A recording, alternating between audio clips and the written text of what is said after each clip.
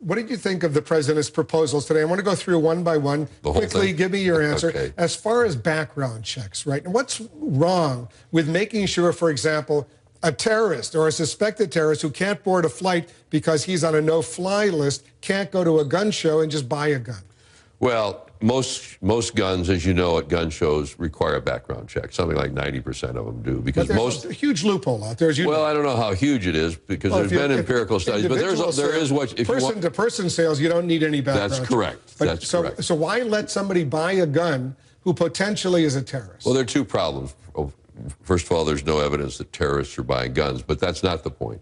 At the gun shows, and we have proposed this in the past, if you and I go to a gun show as private parties, I can't check you on you. I'm not allowed access to those databases.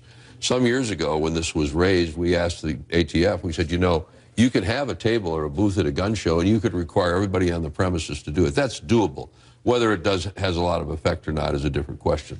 The more difficult question with universal background checks is, what if you and I are neighbors and you bought a new shotgun and you say, Dave, you know, I don't want the old one anymore. Would you like it? And I say, sure, I'll buy it. There's where you get into the question of how do you enforce it? How do you do it?